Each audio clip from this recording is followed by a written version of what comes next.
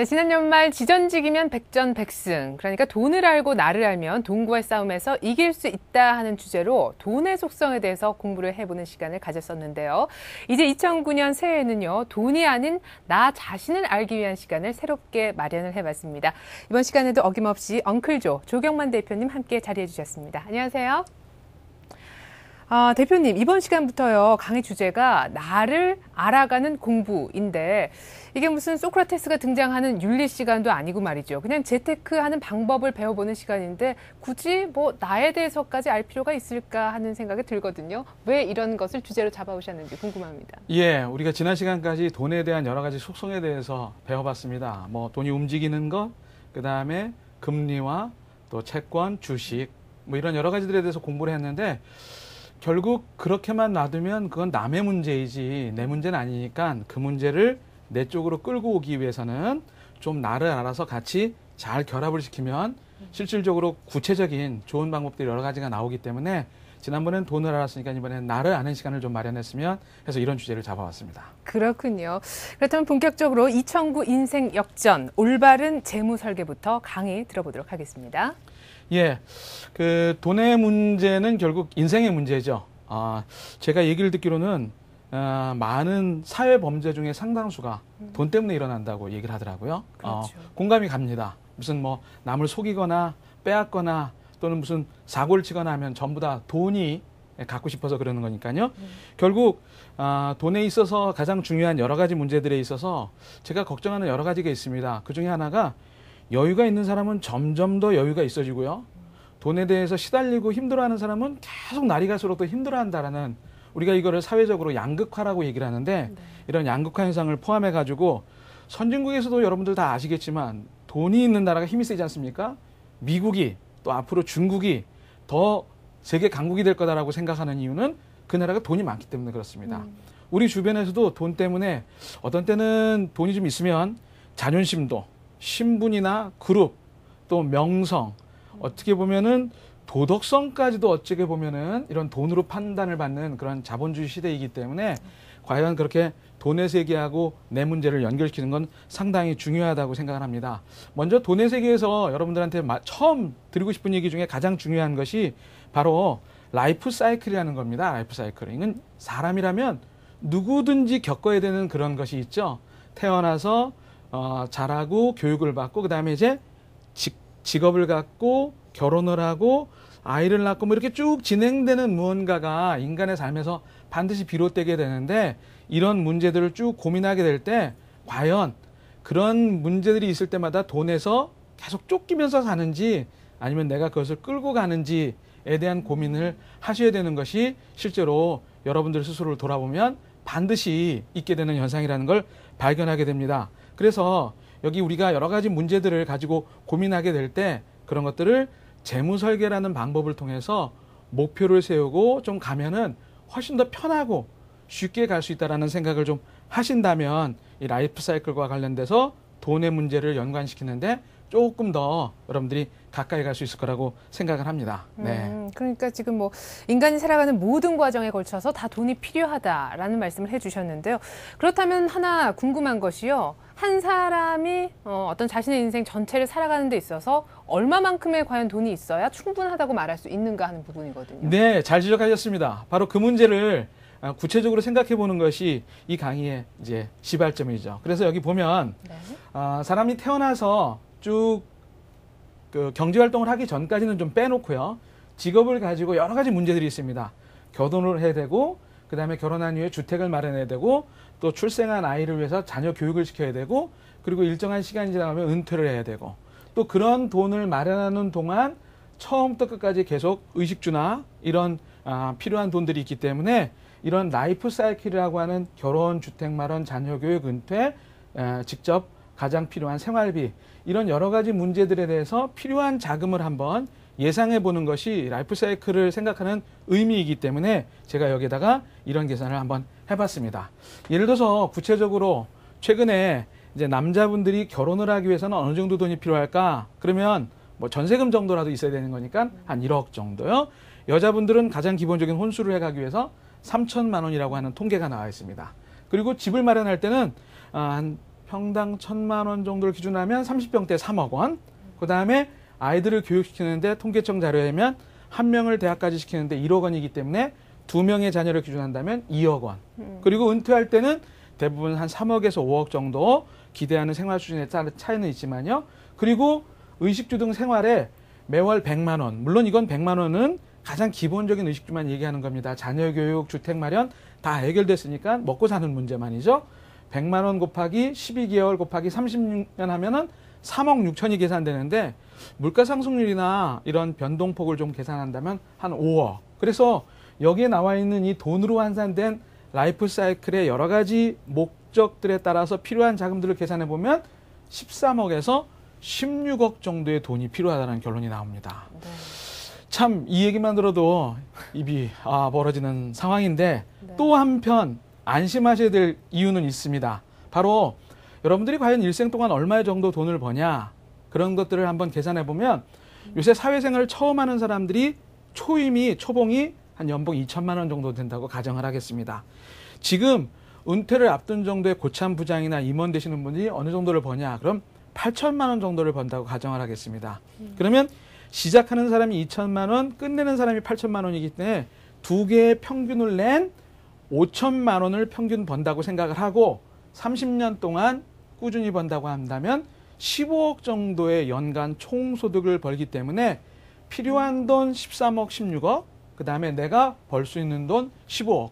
이렇게 생각하면 또 그다지 그렇게 뭐 앞뒤가 안 맞는 굉장히 이상한 얘기를 하는 거라는 아니다라는 결론을 얻기 때문에 여러분들이 결국 사람의 삶은 어떻게든 꾸려가게 돼 있습니다. 단지 이런 것들하고 필요한 돈들하고 버는 돈들을 잘 매치를 시켜야 되는데 이게 항상 어긋나거든요. 새길 빠졌다가 다시 오고 네. 또 뭐 잘못했다가 실수하면 다시 원위치 이렇게 되기 때문에 결국 이 위와 아래와의 조화가 잘 맞지 않는 것이 보통 사람들의 삶이죠. 그렇기 때문에 제가 오늘 여러분들한테 재무설계라고 하는 몇 가지 방법론을 말씀드리고 싶어하는 이유입니다. 그래요. 사실 그런 고민들이 많기 때문에 저희가 지금 대표님 모시고 강의를 듣고 있는 게 아닌가 싶은데요.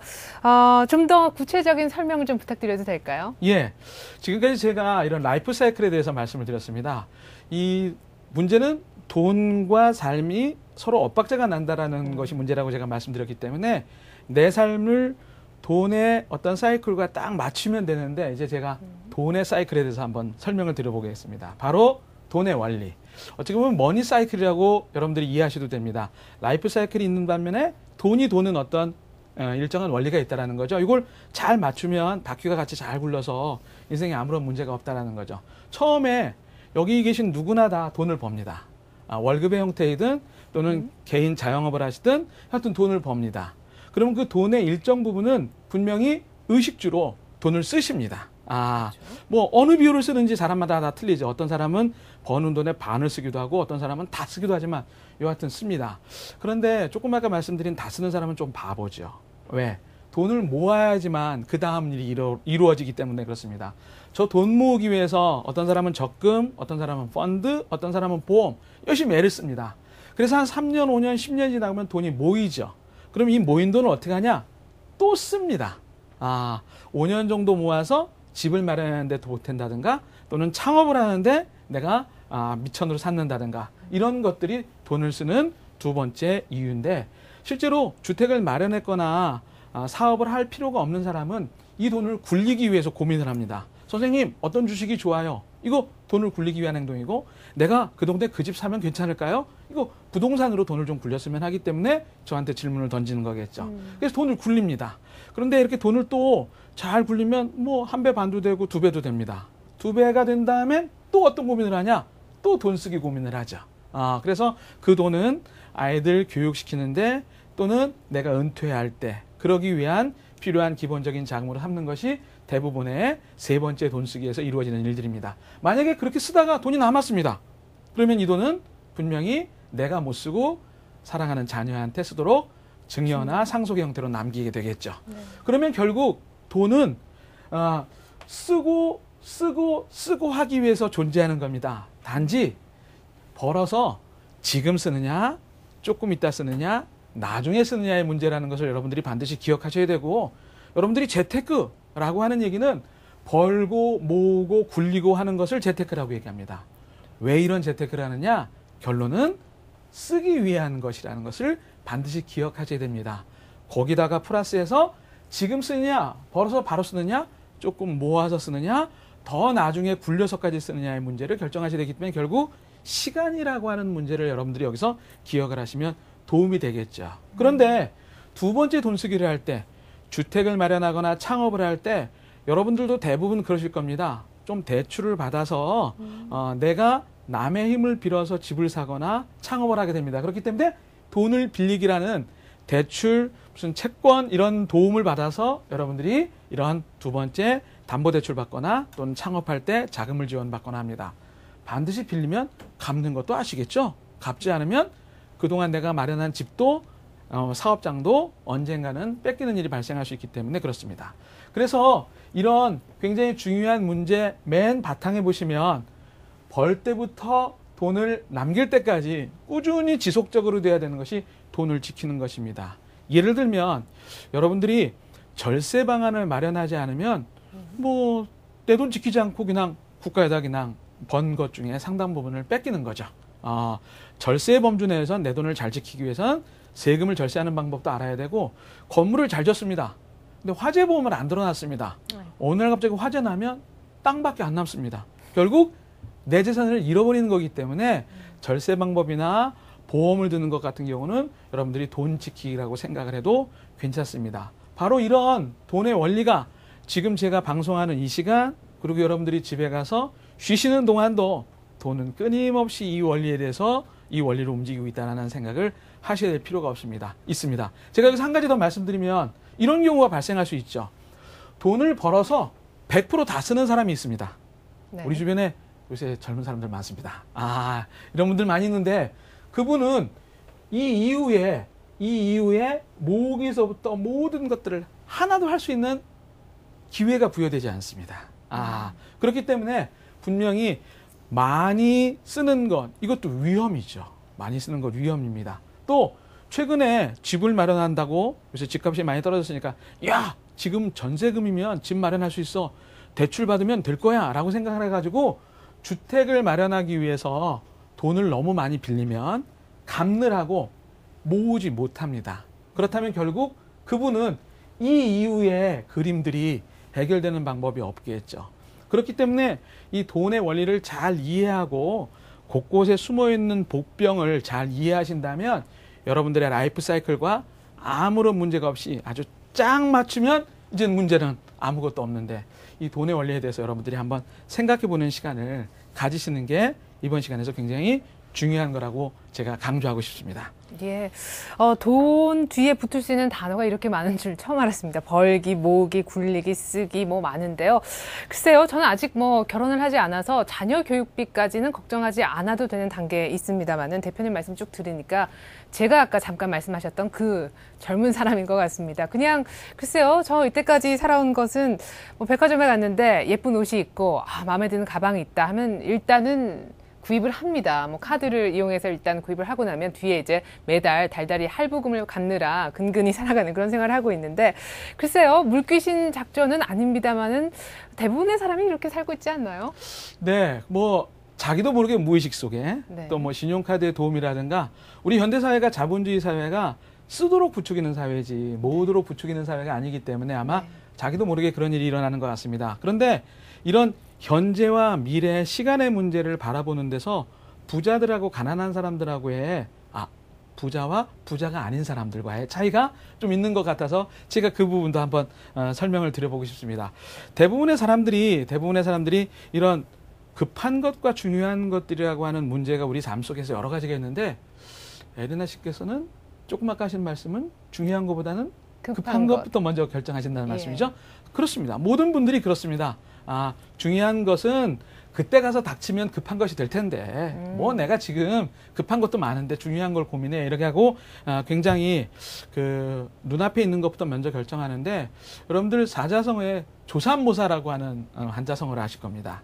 이게 아침에 3개를 주고 저녁에 4개를 주고 저녁에 4개를 주고 뭐 아침에 4개를 주고 저녁에 3개를 주고 사실은 7개를 받는 건 똑같은데 지금 조금 더 많이 주는 걸 원하는 기본적인 인간의 속성은 아마 원숭이하고 비교해서도 큰 차이가 없을 거라는 생각이 드는데 네. 제가 지금 말씀드리는 원리는 그런 원리를 한번 되돌아보게 하는 원리이기 때문에 잘 고민해 보실 필요가 있을 거라고 생각합니다. 자, 이런 그림을 제가 한번 말씀드려 보겠습니다. 지금까지 대부분의 분들이 라이프 사이클에 필요해서 마련해야 되는 돈들을 어떻게 해결했냐면 대부분 직업을 처음 갖게 된다면 무슨 돈이 필요하냐면 결혼할 돈이 필요하게 됩니다. 그러니까 가진 돈의 모든 것을 다 결혼 자금을 위해서 모읍니다. 그래서 3년, 5년 모아서 결혼을 했습니다. 자, 이제 뭐 전셋집을 얻었던 시작을 했는데 자, 결혼하고 나서 고민을 한번 해보니까 이제 우리 눈앞에 닥친 문제는 집에 대한 문제겠죠. 그래서 또 집을 모으기 위해서 집을 사기 위해서 그냥 애를 쓰고 대출을 얻어서 해가지고 또 갚느라고 뭐 거의 한 10년 정도 또 이렇게 쓰게 됩니다. 네. 그러고 나면 집을 다 해결했는데 40살이 됐습니다. 이제는 또 뭐가 문제가냐? 그러면 자라는 아이들이 저한테 돈을 달라고 그러죠. 아빠 나 공부하고 싶은데 사교육 연수 뭐 이렇게 해서 돈을 달라고 그러기 때문에 또 그것이 급한 문제가 돼서 정신없이 또 자녀 교육을 위해서 애를 씁니다. 그러면 이런 시간이 중학교 정도부터 대학교까지 생각한다면 거의 한 10년이기 때문에 또 50까지는 또 자녀 교육에 정신없이 흔들리고 삽니다.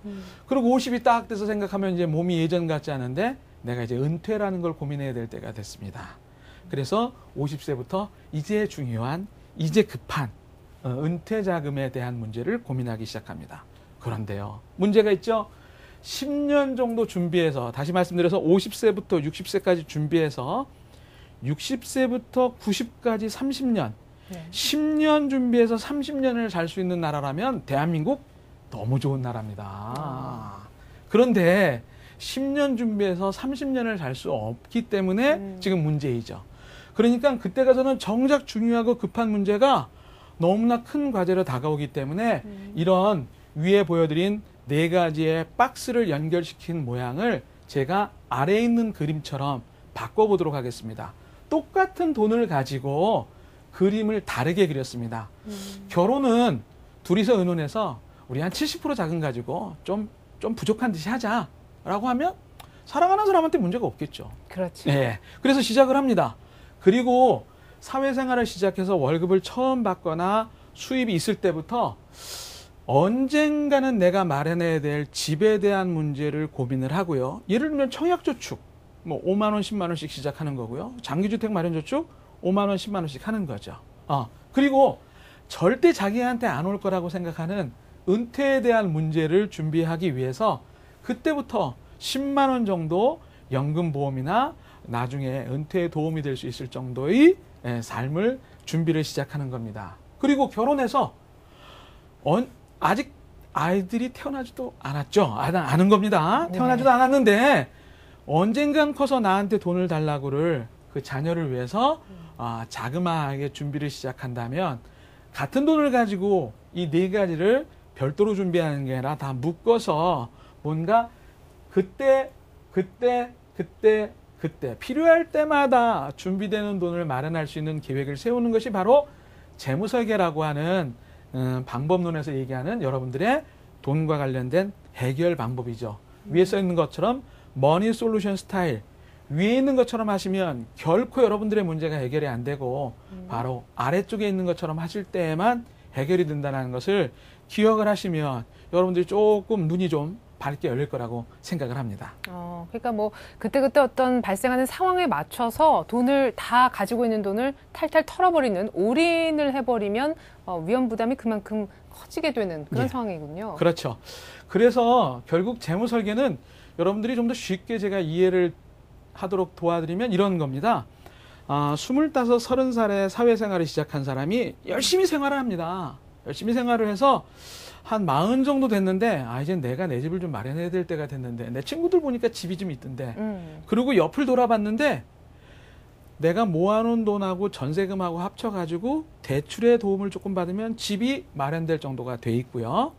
또 열심히 집을 마련하고 뭐 잘 살았습니다. 50이 돼서 이제 우리 아이들이 자기들의 꿈을 펼치기 위해서 한번 멋있게 공부를 하기 위해서 아빠의 도움을 기대할 텐데 할 수 있을까라고 옆을 돌아봤더니 아이들의 해외 유학이라든가 한번 자기의 꿈을 펼 수 있는데 지원해 줄 정도의 돈이 한 70% 마련돼 있고요. 또 10년을 열심히 살았습니다. 50세부터. 그냥 자기 맡은 일에 최선을 다해서 살았습니다. 60세가 됐습니다. 자, 이제 내가 일을 손에서 놔야 될 텐데 라고 생각했을 때는 옆을 돌아봤을 때 필요한 은퇴 자금의 70% 정도가 준비되어 있다면 여러분들 돈이 나를 그때마다 기다려주고 있다. 이거 얼마나 짜릿한지 예. 한번 느끼신 분들은 여러분들이 그 맛을 아실 거라고 생각합니다. 위에 있는 그림을 밑에 있는 그림처럼 바꿔서 할 경우에는 여러 가지 이점이 있는데 제가 기본적으로 3가지만 말씀드리죠. 네. 이 밑에 있는 그림처럼 하게 될 경우는 복리와 시간의 원리를 지난번에 우리가 배웠죠? 네. 복리와 시간의 원리를 여러분들이 잘 적용할 수 있습니다. 무슨 말이냐 하면 위에 그림처럼 하면은 원금보다 많은 이자를 경험하지 못하십니다. 그런데 밑에 그림처럼 하면 원금보다 많은 이자를 경험하게 됩니다. 예를 들어서 원금을 15년 동안 모았더니 뭐 5천만 원인데 이자는 5천만 원을 넘는 6천만 원, 7천만 원이 돼서 결국 원금과 이자의 합계가 1억 1천만 원, 2천만 원이 되는 것을 여러분들이 경험할 수 있다는 겁니다. 기간이 길면 그만큼 시간과 복리 원리가 적용한다는 거죠. 두 번째는 이렇게 하시면 투자가 가능해집니다. 지난번에 우리가 배울 때 투자는 변동성이 막 존재한다고 배웠습니다. 네. 그래서 잘못 기간을 선택하시면 높을 때 시작해가지고 낮을 때 내가 찾아야 되는데 지금 이렇게 하신다면 사이클이 2번, 3번 도는 동안도 충분히 돈이 아직까지도 모아지고 있기 때문에 내가 투자를 해서 성공할 확률이 높기 때문에 투자가 가능해진다는 거. 3번째는 제일 중요한 문제인데 이렇게 한다면 아까 말씀드린 것처럼 나중에 노후 자금을 내가 놓치게 되죠. 네. 그런데 밑에 그림처럼 하면 4마리의 토끼를 놓치지 않고 다 잡을 수 있다는 것이 바로 가장 중요한 특징이기 때문에 위에 같은 생각을 이제는 버리시고 네. 밑에 같은 생각으로 바꾸신다면 여러분들께서 생각하시는 여러 가지 인생의 제 목표들을 다 무난하게 잡을 걸로 제가 자신 있게 말씀드릴 수 있습니다. 아유, 그래요. 미리미리 뭐 조금씩 준비를 해간다면 아무리 그 미래 닥칠 파도에 파고가 높다 할지라도 능히 감당해낼 수 있지 않을까라는 생각이 드는데요. 하지만 문제는요, 지금 당장 쓸 돈도 없는데 아직 닥치지도 않은, 발생하지도 않은 미래 문제를 가지고 절실하게 고민하고 뭐 준비해야 될 이런 필요성을 사람들이 못 느낀다는 데 있거든요. 예. 제가 지금 말씀하신 에레나 씨께서 말씀하신 문제를 아주 단칼에 해결할 정도의 좋은 생각을 하나 해냈습니다. 어떤 건가요? 예, 대부분의 사람들이 지금 자기의 재정 상태를 보고 뭐 방법이 있을 거야. 잘 될 거야. 뭐 이렇게 열심히 일하는데 우리 부모님 보시면 아무런 문제가 없었어 라고 생각을 하면서 살아가게 되는데 대부분들이 지금 2008년도에 자기의 포트폴리오를 이렇게 점검해 봅니다. 내가 얼마의 돈을 가졌고 지금 내 상황이 어떤 거야. 이런 거 고민을 막 해보면서 제가 묻습니다. 에레나 씨께서는 한 20년, 30년 후에 은퇴할 정도의 생활에 대해서 한번 생각해 보신 적이 있으세요? 단 한 번도 없습니다. 없으세요? 네. 제가 한번 그때 정도의 꿈을 한번 여쭤볼까요? 그냥 예쁜 꽃가게 가서 남편과 함께 꽃을 사들고 오는 그림? 네네네. 네. 제가 그거를 모든 분들이 다 공통의 언어로 공감할 수 있는 문장을 하나 만들어내면 저 푸른 초원위에 그림 같은 집을 짓고 사랑하는 어른님과 행복하게 살고 싶어. 예. 조금 아까 말씀하신 것도 그거의 하나죠. 네. 그런데 실제로 그때 가서 뚜껑을 딱 열어보면 저 푸른 초원이 달동네, 그림 같은 집, 반지하 월세, 예. 사랑하는 우리님, 진짜 사랑할 만한가를 고민하게 되는 것이 실제로 대한민국에서 80% 이상의 모든 가정들이 이런 고민을 한다는 것을 저는 분명히 알고 있습니다. 그래서 지금 당신이 그 모습 그대로 살 건지 아니면 뭔가 새로운 변화를 일으켜가지고 미래에 좀 다른 생활을 살 건지 지금의 모습을 바꾸자. 바꾸지 않으면 당신의 모습이 진짜 지금 원하는 저 푸른 초원이대로 되는 게 아니라 제가 걱정하는 것처럼 어떻게 살아야 될까를 고민하는 이런 문제가 발생할 수 있다는 위기감을 반드시 한번 지금 정도에 확인해 보신다면 내가 그렇게 될까를 고민할 수 있는 기회가 될 겁니다. 그러니까 현재를 바꾸지 않는다면 미래가 없다. 그러니까 이제 현재를 바꿔서 당신이 기대하는 미래를 만들자. 제가 이 문제를 조금 더 구체화시켜서 한번 말씀을 드려보죠. 자, 이게 어느 정도의 여러분들한테 그 영향력이 갈지도 모르겠는데, 네. 필요한 돈이 얼마인가? 은퇴를 전제로 하겠습니다. 제가 조금 아까 에레나 씨에게 여쭤본 은퇴할 쯤의 생활. 얼마 정도의 돈이 필요할까? 그러면은 100만 원씩 12달, 그 다음에 10년 정도. 70세까지 살 때는 그랬죠? 그러면 네. 필요한 돈이 1억 2천만 원 정도가 됩니다. 그런데 이게 고령화라는 것이 우리 사회에 밀려오면서부터 필요한 돈이 100만 원씩 12달 10년이 아니고 30년이 되는 거고요. 네. 이제는 100만 원 가지고 되지도 않기 때문에 실제로는 이 돈을 계산해 보면 예전에는 은퇴에 필요한 돈이 1억 2천만 원이었는데 지금은 7억 2천만 원으로 늘어나는 것이 바로 고령화라고 하는 사회적인 현상 때문에 여러분들을 압박하고 있습니다. 네. 또 하나는요. 예전에는 금리가 괜찮았는데 지금은 금리가 굉장히 낮아진 것을 대부분의 분들이 다 아실 겁니다. 예전에는 3천만 원을 12% 금리로 30년 동안 굴리면은요 8억 9천이 됐습니다. 그런데 지금 금리가 낮아져서 4%, 5% 정도의 금리로 3천만 원을 30년 동안 동일한 기간 동안 굴리면 팔자가 없어지고 헛 9천만 원으로 돈이 줄어듭니다. 아이고. 네, 이 정도로 준비할 수 있는 돈이 굉장히 줄어드는 건 바로 저금리의 영향입니다.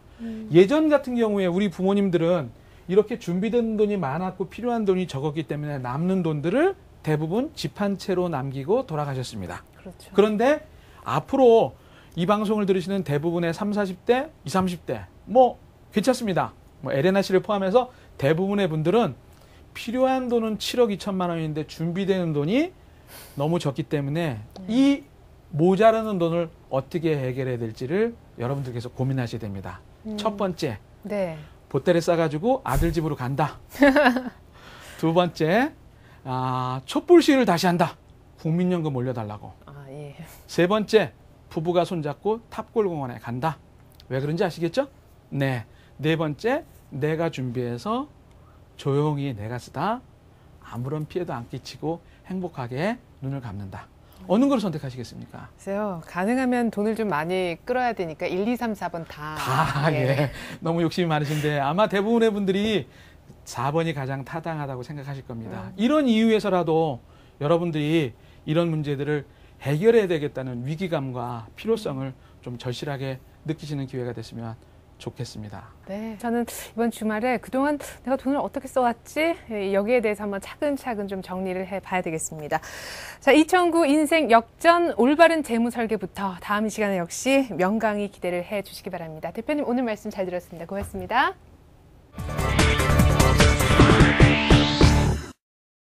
(2009년) 올 한 해 최고의 재테크는 뭘까요? 한 재테크 고수한테 조언을 구해본 결과 직테크, 그러니까 직장에서 받는 월급이 최고의 재테크가 될 것이다 라는 답을 했다고 하는데요. 요즘같이 자산 가치가 하락하는 시기에는 월급만한 재테크 수단이 없다고 하잖아요. 그동안 부동산 또 주식에 열을 올리셨다면 새해부터는 자신의 일터에서 보다 본업에 충실하는 것도 좋은 재테크가 될 수 있을 것 같습니다. 저희 같은 팁 알려드리면서 저는 여기서 인사드릴게요. 함께해 주신 여러분 고맙습니다.